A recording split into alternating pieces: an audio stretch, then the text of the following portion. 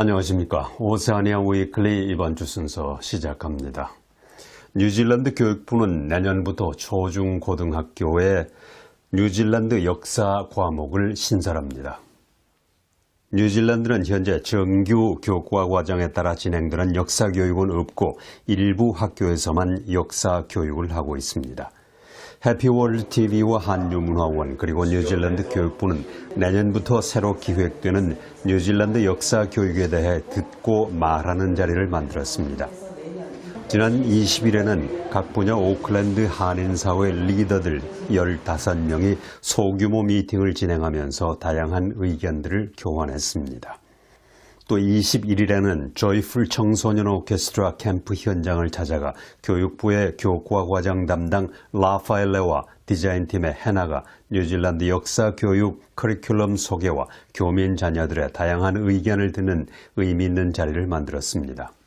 저희 해피월드 TV와 한류문화원은 지난 3월 뉴질랜드 교육부의 역사교육 편찬팀과의 미팅을 통해 뉴질랜드와 한국의 교류의 바탕이 된 뉴질랜드군의 한국전쟁 참전 이야기를 역사교과서에 넣어줄 것을 건의한 바 있습니다.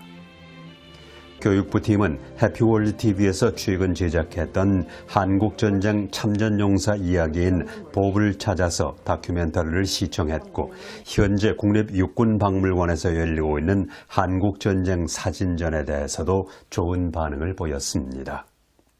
같은 날 조이풀 청소년 오케스트라는 역사 교육과 함께 익사 방지를 위한 교육을 받았습니다.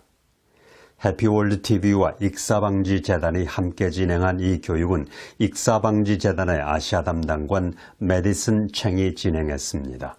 1시간 동안 진행된 교육에서는 뉴질랜드의 파도의 특성과 위험성, 익사 예방을 위한 기본 상식, 실제 익사자에 대한 응급조치 방법에 대해서 실습해보는 시간도 가졌습니다.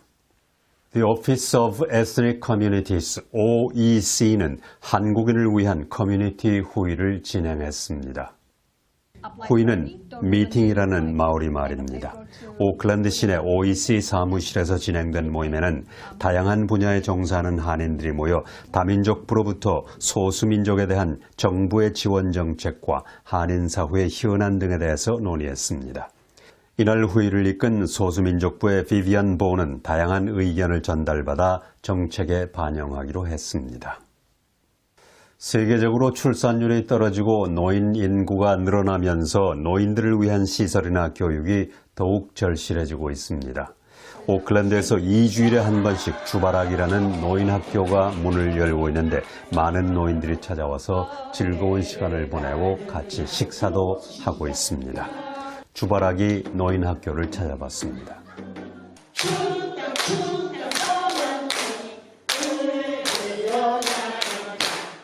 아이들 위주로 교육을 많이 신경 썼어요. 근데 지금은 어린애들도 줄어들고 이제 100세 시대예요. 그래서 이제 나이 든 분들이 이게 남은 시간들을 어떻게 보낼 거냐 굉장히 중요해요. 그러나 교회나 사회에서 여기에 눈을 떠야 돼요.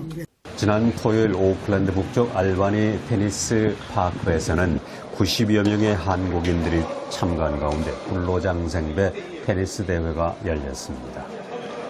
이 대회는 좀 특별한 거는 남자 개인전 단식이 있고요.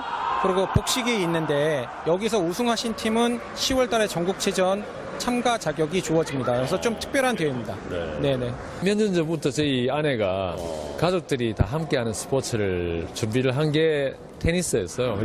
기획해가지고 가족들이 시작을 했는데 지금 막내까지 5식구가 다 같이 테니스를 하고 있습니다. 뉴질랜드에는 그 테니스 하기에 상당히 환경이 좋은 것 같아요. 그렇죠.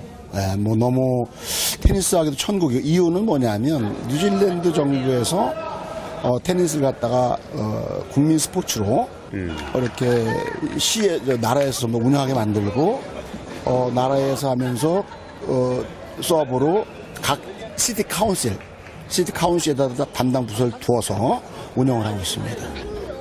오늘은 뭐 어디 다친 데는 없어요? 아유 이제 나이가 들어서 하려니까 여기도 파스 부르고 여기도 그냥 이거 봐 이거 아이고 막 근육이 막 아파갖고, 아유, 이게 막 등도 막 붙이고 말이죠. 이래고서 젊은 녀석들하고 하려니 아주 뭐 죽겠습니다.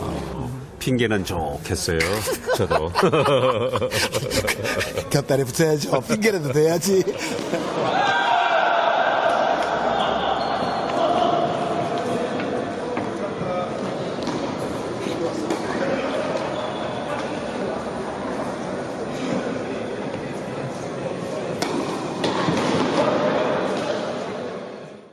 지난 4월 21일 한국전 참전용사 마틴 데이빗이 세상을 떠났다는 안타까운 소식을 전해드립니다. 한국전 참전용사 마틴 데이빗은 올해 91살로 케임브리지 자택에서 갑자기 숨진 것으로 알려졌습니다. 마틴은 작년 10월 2일부터 오는 5월까지 와이오루에 위치한 뉴질랜드 국립육군박물관에서 개최되고 있는 한국전쟁 사진전 개막식에 그의 가족 8명이 뉴질랜드 각지에서 참석해 뜻깊은 시간을 보냈습니다. 이 전시회는 한유문화원 해피월드TV 국립육군박물관이 공동 주최하는 행사로 오는 5월 중순까지 계속됩니다. 마틴은 지난 2월 말에도 국립육군박물관을 다시 찾아 참전용사 가족들과 사진전을 돌아보고 가족들의 사진과 소장품 등을 나누어 보며 즐거운 시간을 가졌습니다.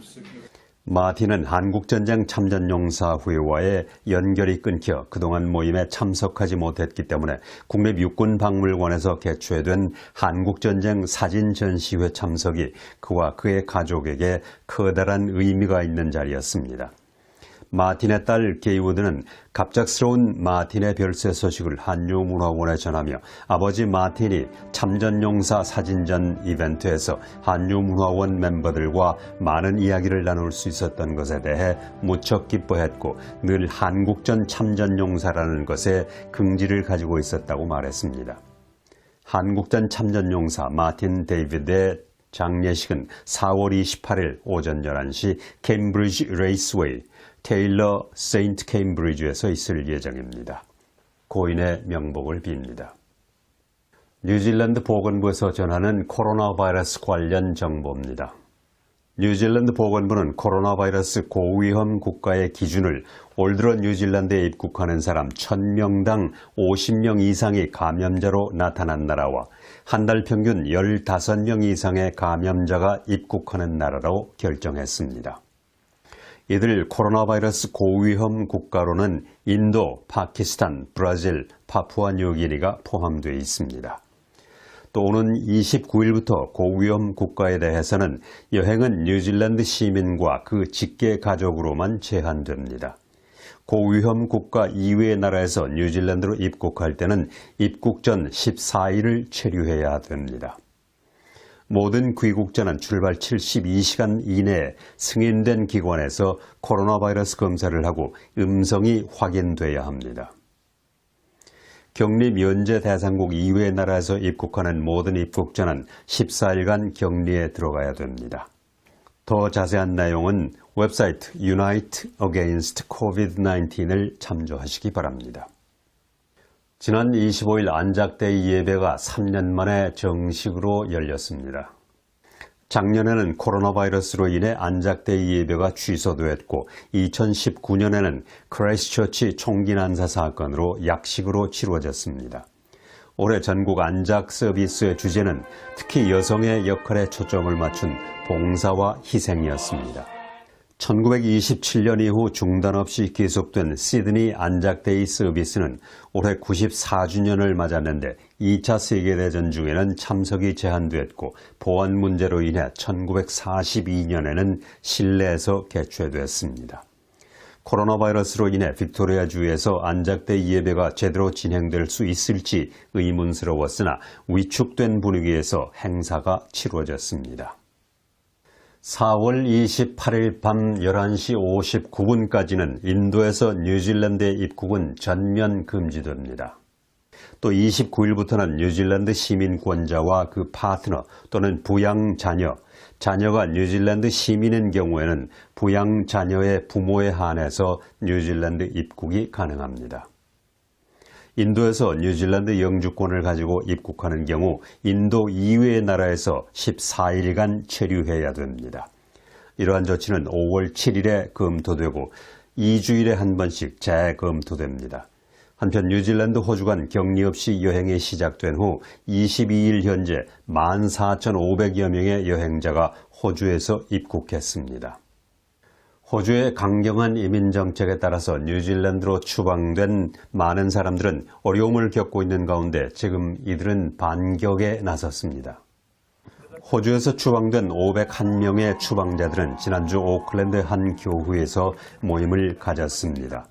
이들은 자신들의 처우에 대해 호주 정부를 상대로 집단 소송을 제기하기로 했습니다. 이 모임은 추방자를 옹호하는 이위앤 아우스와 루트 501 그룹의 설립자인 필리파 페인에 의해 조직됐고 타우랑가 변호사인 크레이그 턱이 이 소송에 동참할 것으로 알려졌습니다. 호주에서 추방된 사람들 중에는 15살 소년도 포함되어 있습니다. 오클랜드 영사관은 민원 업무를 온라인으로 예약받는다고 밝혔습니다. 오클랜드 영사관은 5월 3일부터 민원 업무를 온라인으로 예약 접수한다고 밝히고 이는 민원인의 편의를 위한 조치라고 말했습니다. 따라서 예약하지 않고 영사관을 방문하는 경우에는 대기 시간이 길어지거나 방문 당일 일 처리를 하지 못할 경우도 있게 됩니다.